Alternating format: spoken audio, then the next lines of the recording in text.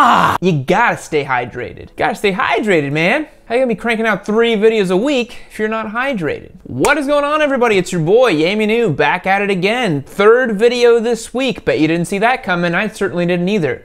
Had to make this video because Yamaha dropped some awesome news. I almost said a curse word, but I didn't. They dropped some awesome news just today. Just found out there's an all-new 2019 Yamaha R3 coming out. Actually, it's probably gonna be a 2020 model year bike, but they just released the new look and feel for the R3. A couple changes, couple very key important changes I wanna walk through today and just kind of like give you my first impressions of the bike. You know, I've only kind of seen some photos. I've seen a couple specs on it. I'm super excited. I am a former Yamaha R3 owner, as you guys may know. This is how my channel kind of came to prominence, I guess, because I originally started this channel by just me riding a Yamaha R3. It was a 2015, I bought it brand new, loved the bike, made a couple videos with it. So I have a soft spot for the R3, and as you know, I'm a bit of a Yamaha fanboy, so I like what they do. Let's jump in. All right, first gut reaction, I think it looks awesome. It really kind of tightened up the design language of the bike. I think I love how they're really kind of making it much more cohesive. The R3, when it came out, I mean, when the R3 came out, it was a bit of a weird spot for Yamaha's design cycle, mostly because the R6 still existed, but it was like the 2008 design. And then you had the new R1 that came out earlier that year for the 2014 model year, I believe. Which looked all new, all fresh. So Yamaha's R lineup at that point all looked completely different. But now we're at a point where the R3, R6, and R1 all share a very common, similar design language, which is really cool. I think if you want to build up a brand, you want to build up your motorcycles in a way that they look cohesive, right? This is a great way to do it, but obviously you can't do it all at once. You know, model years kind of come and go. You got different design cycles. You have different operational constraints you have to match. It's tough to kind of do every bike at once. So it's cool to see now for, you know, 2019, 2020, you know, R3 and R6 and R1 are all going to be one design language. So really sharp looking bike. I can't help but notice, but the air intake on it kind of looks like the air intake on the Daytona 600. That was a 4-cylinder Daytona that Triumph made back in the day. I call it the happy-go-lucky Pokemon edition of the Daytona. It's just a goofy looking little bike. It looks like a little bug, but I love it. Looks so cute. Yeah, I gotta say, I am really digging it in white. That looks super clean in white. I think, gosh, we're at a point now where like beginners are just so spoiled for choice. You're so spoiled for how good and cool a beginner bike looks and how you can be really proud of it. You know, you can be really proud to roll up on this thing. It looks amazing, you know? I feel like back in like 10 years ago or something, if you were to buy a beginner bike, you had pretty much the Ninja 250 was your choice if you wanted to go smaller displacement, right? Which I'm not gonna get into whether or not you should go smaller displacement, but if you wanted a smaller displacement bike, it's pretty much Ninja 250. But gosh, nowadays you got the 400, you got this, you got the CBR, so many cool options available to you, and it looks amazing in white. I think it also looks really cool in black. They have this cool like matte black going on. I think the biggest change for me, and we're gonna get into some of the changes and features, but I think the absolute biggest change they made, and this is part of the design, but it's mostly part of the chassis and suspension, is the Yamaha R3 now comes with inverted front forks at the front, obviously front forks. If you're not aware, so the forks on a motorcycle are the primary suspension components at the front of the bike. They're the telescoping little 2 cylinders you see at the front of the motorcycle. There's actually makes the bike, you know, compress and expand under load and under suspension changes. There's a really cool video that MC Garage did about inverted versus regular setup forks. But the important thing to note is inverted forks are typically only seen on more high-end motorcycles, more higher-end, bigger price kind of bikes. It is so cool that they put a proper like 37mm KYB front upside-down fork on a beginner bike. I've never seen that before. I have seen it on like old school beginner bikes. For example, the RVF 400 that I rode in Brisbane had upside down forks, which is one of the main reasons I loved it. The suspension on it just felt so dialed in.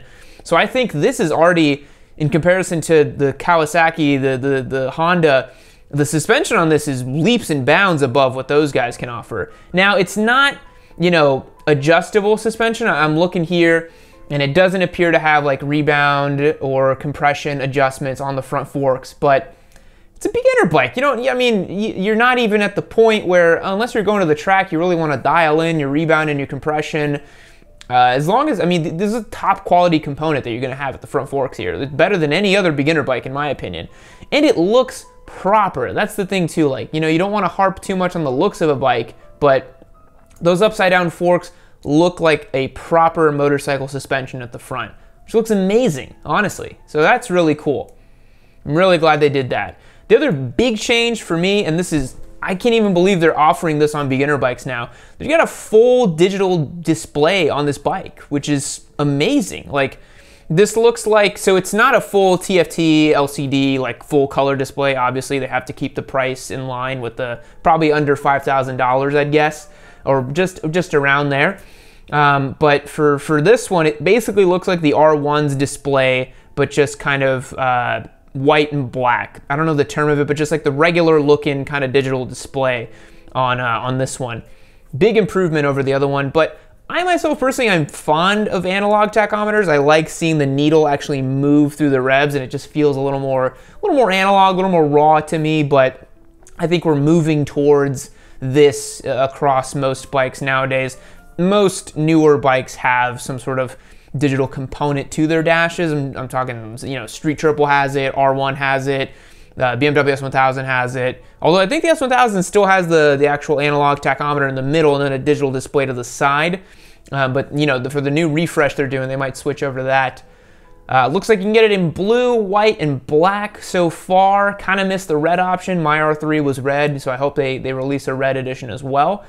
It would be really cool to see, and I don't know if they're still doing this colorway, but the kind of like acid green and white combo would look amazing with this motorcycle, I think. You're now getting LED front headlights, which is super cool. Not seen on the R3 before, which I think that's really cool. Geez, I don't remember exactly the specific tire that came standard with my R3, but I believe they changed it. So now you're getting the new Dunlop Sport Max as your standard equipment tire on this motorcycle, which is really cool. I'm almost positive it used to be a Michelin out the box. But regardless, I would say if you do get one of these bikes, you should, you know, once you wear out the original tires that it comes with, or if you're buying it used, you should put on these new tires. You should definitely get some Rosso 2s on your bike. I actually had an R3 and wore out the original tires it came with and then put on a set of Rosso 2s, and it made a world of difference. The bike just felt so much sharper, so much like a proper sport bike. It just felt really sticky and fun. But yeah, this is really cool. I think here's the thing, right? Like, I think a lot of Americans don't remember that, you know, Yamaha's it's a global brand, right? And these kind of motorcycles are, you know, for Asian markets, for a lot of European markets, like bread and butter motorcycles. I think in Europe, the YZF R125 is one of the top kind of bikes that beginners like to get because it looks like a proper sport bike, and it, you know, the ergonomics are much more like that. So I think we kind of forget sometimes that when we say beginner bike, yes, you could mean, you know, smaller displacement for a beginner, but we're also talking about people who are literally limited by license capacities, right? They cannot buy a bike with more than X displacement or X horsepower. Side note, I'm going to work on a video for you guys. I've gotten so many comments of saying that I need to make a video about license restrictions. I've never thought about it because I don't live in those places, but I have a pretty sizable international audience, so I'm gonna make a video for you guys about what I think is the best options when it comes to those restricted licensed bikes. But yeah, like this motorcycle, I mean, in India, for example, I know that, you know, the Ninja 300, like those kinds of bikes are seen as like, dude, that's like the pinnacle. Like if you get a Ninja 300, that's like an amazing motorcycle if you're in the Indian market. So it's really not like the American market in that way. The only thing I would change on it though is if it had the actual 2 caliper brake setup on it, like a proper super sport, that would make it really awesome. But at the same time, I don't think a beginner really needs that much stopping power necessarily. It's also like, you know, if a beginner is kind of figuring out how to work the controls on a motorcycle, if you go and reach and grab for the brake lever and you got 2 calipers pinching, you know, that's going to be a lot of stopping power. So maybe it makes sense just to have that 1 caliper on the side great looking motorcycle. I really can't tell, but it does look like it's a little bit more aggressive when it comes to the ergonomics on it. I'd have to actually sit on it and see how it feels, but it looks like the actual clip-ons are a little bit lower than the original R3 that came out in 2015. But either way, I think this is a great step in the right direction for Yamaha. Really tightens up their design language, really makes the whole the YZF R lineup a little more cohesive, a little more streamlined. And I think they're gonna sell a crap ton of these.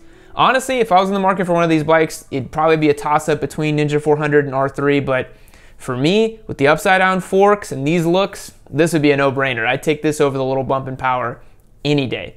But let me know what you guys think. I'm super excited about this bike. It'd be super cool if I get the chance to ride one day, especially since I've ridden the R3, owned one rather. And yeah, I think it looks super cool. I think it's such a...